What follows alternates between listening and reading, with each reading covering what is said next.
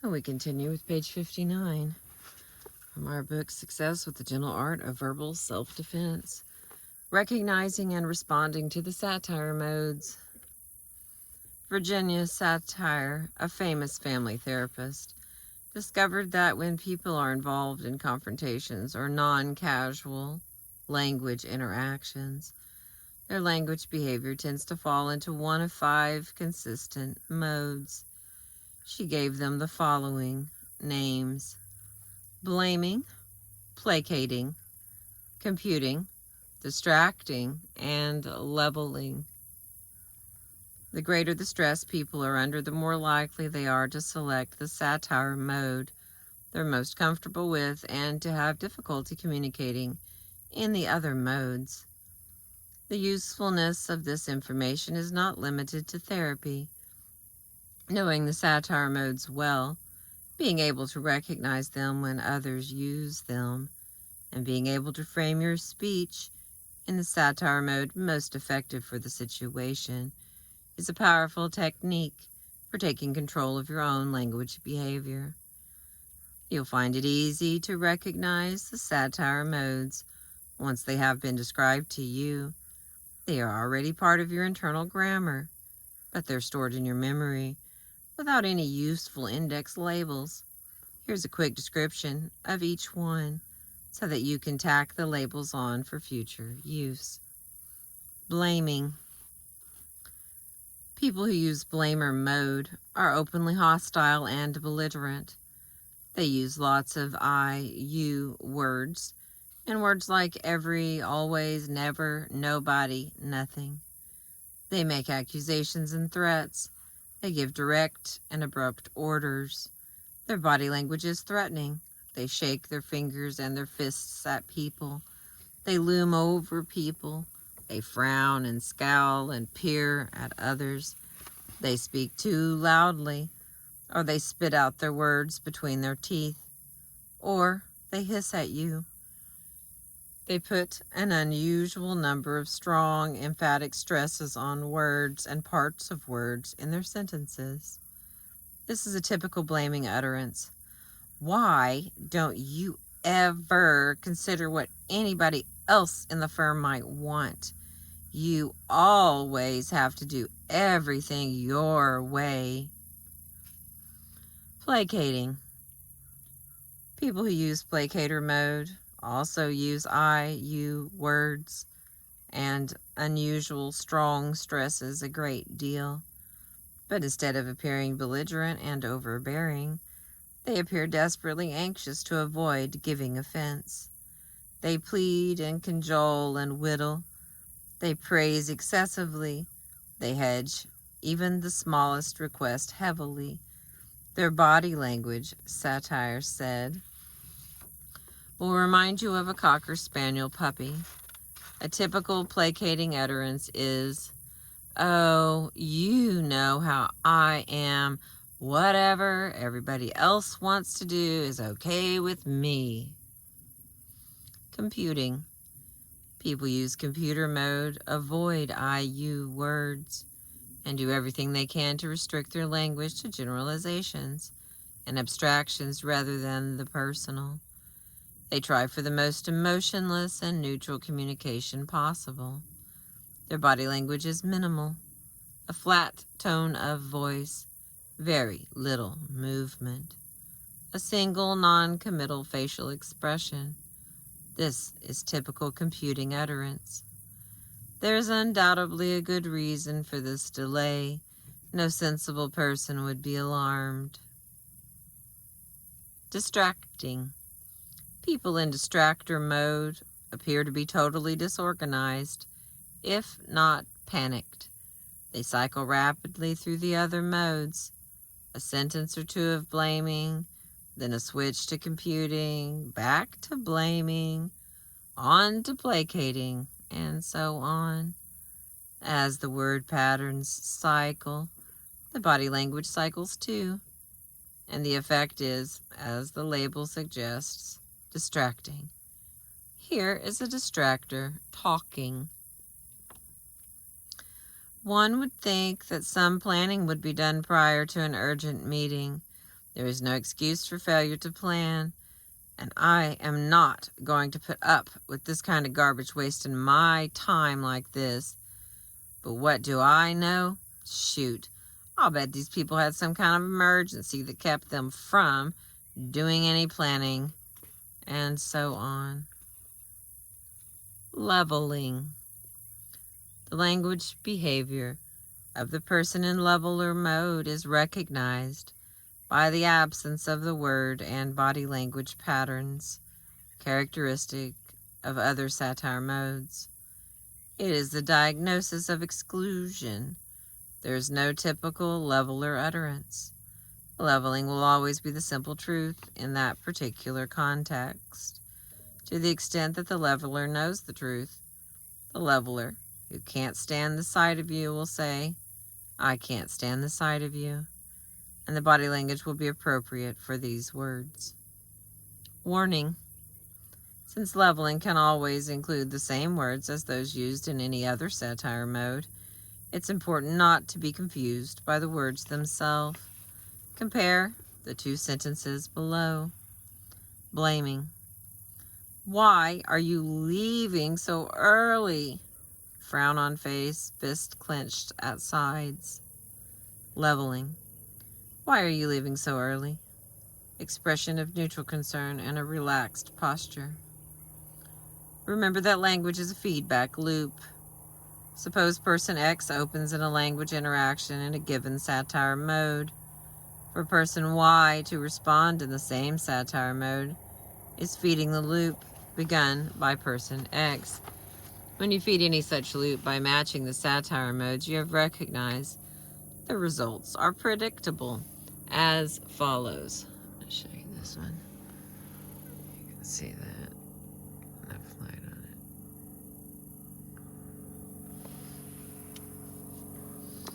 it. Blaming at someone who is blaming creates a confrontation, a scene, a row, always. Placating at someone who is placating creates an undignified delay. Computing at someone who is computing creates a dignified delay. Distracting at someone who is distracting is panic feeding panic. It creates more panic. Leveling at someone who is leveling is the simple truth going in both directions. Based on these outcomes and on the syntonic meta principle, anything you feed will grow. Here are the rules for responding to the satire modes. Rule 1. When an escalation of the satire mode coming at you is something you want, match that mode. Otherwise, choose some other mode. Rule 2. When you don't know which satire mode to choose, go to computer mode and maintain it until you have enough information to make a reasoned choice. There are 3 types of satire mode choices. All represent communication strategies at some level. In the simplest sense, that the speakers are of course choosing to talk in the way they believe will work best for them at that point. But the reasons behind the choices are very different. Let's look at the set. First, there is the choice triggered by severe stress and crisis, and when a person becomes locked into a preferred mode at the scene of an auto accident or in an emergency room. This choice is made below the level of conscious awareness and seems to be basically a survival mechanism.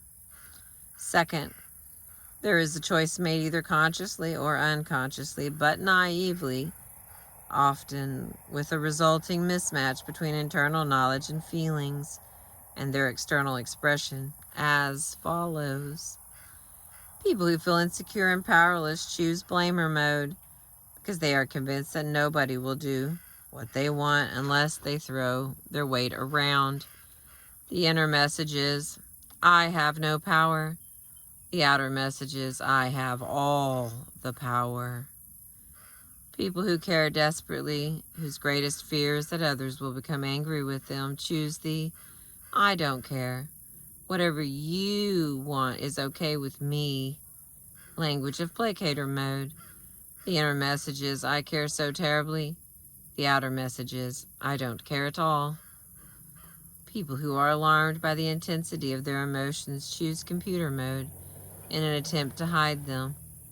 The inner message is, I have too many emotions, and they are too powerful. The outer message is, I have no emotions. People who choose distractor mode have no idea what message they want to express. They cycle through the various modes at random, motivated only by panic.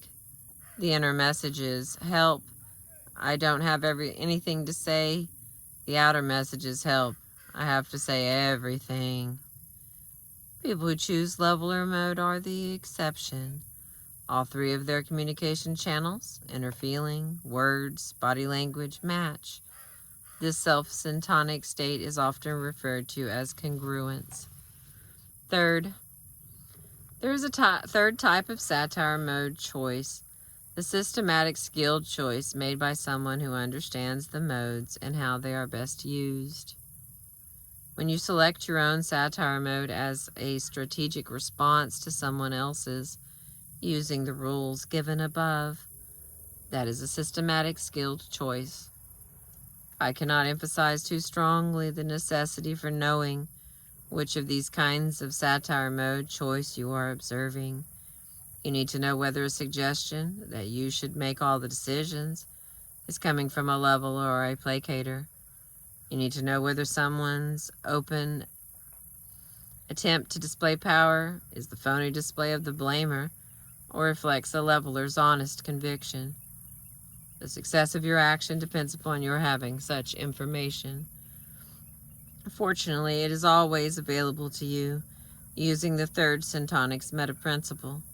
Watch for mismatch. The clash between the words and the body language of the speaker, as well as the way the intonation differs from normal stress patterns, will always give you the necessary clues. The satire mode taxonomy provides you with the necessary categories and their identifying characteristics so that you can swiftly classify language behavior as you are observing it, and so that you can tailor your response to it on the spot for maximum effectiveness. You will have seen other taxonomies of this kind dividing people into categories based on their unpleasant behavior. For example,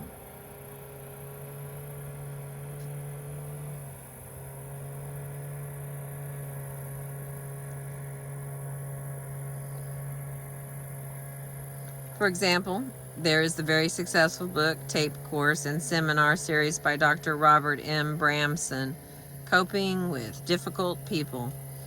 There's a major difference between most such systems and the satire modes.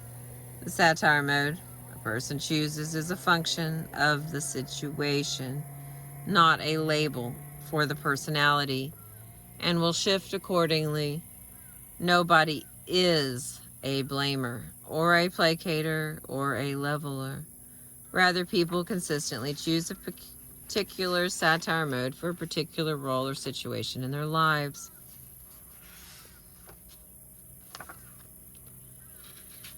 A little bit further. Back to the game. Now we can return to the topic of asking where other people draw the line between what is a game and what isn't, and how serious or important they consider games to be. In leveler mode, you just explained what you want to know, like this. You know, some people look at the strategy for negotiating a contract like this as if it were a football game or a game of chess. Other people don't like that because it seems as if it's not taking the whole thing seriously enough. It will make life easier if we start by saying which of those two groups we belong to. So let's do that first. But you may not be comfortable doing that. It may seem too open and too likely to be taken advantage of. In that case, you might prefer to make the same statement in computer mode, like this. There are various ways to think about the strategy for negotiating a contract, such as this one. Many people look at it much as they would look at a football game or a game of chess. Others object to that on the grounds that it fails to show sufficient respect for the seriousness of the situation. When two such widely different ways of looking at things are so common, it would undoubtedly be useful to determine in advance which view is held by each person present. Notice that both of these utterances say the same thing in terms of the facts conveyed, but emotionally they are very different, and they will not produce identical responses from those who hear them. The advantage of leveling is that it gets things done very fast. All the information is right out in the open, ready to be acted upon. Computing is not as efficient, which is why a primary strategic use of computer mode is the introduction of dignified delay into language interactions. On the other hand, computing is more neutral and does not completely remove the barriers between the speaker and the others present. People are more likely to respond to the leveling version with, "That's the stupidest idea I ever heard," or, "I'm not about to tell you that," than to the computing version. Computing may therefore be your preference. What matters is not that you choose any one satire mode rather than the other. What matters is that when you use the satire mode, it is because you have made a choice, the full awareness of what you are doing. It will be obvious to you that you don't want to frame your query about someone's game versus non-game orientation in blamer or placator mode, and that distractor mode can be ruled out on a blanket basis. But it's worthwhile to examine typical blamer placator versions so that you will recognize them coming at you. Here they are. Blaming. Some people think of a contract negotiation like this one the way they think of a football game or a chess game, and some people don't. To make this work, I'll have to know which kind of person you are, and you have to know what my position is. I am not going to put up with any waffling around either. Placating. Now, I know you're going to think this is a stupid idea, and I really respect your judgment about these things. If you feel like you can't take the time, I won't insist, but I just don't feel secure unless we all know who at this table thinks about contract negotiations like this one the way they think about a game of football or chess, and who doesn't. Either way, it's okay with me, of course. I don't care. But if it wouldn't be too much of an intrusion, I would really like to just get that straight before we start. Okay?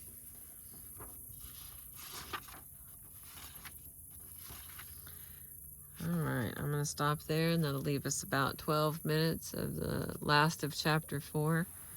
We made it to page 64. The next part is team versus non-team.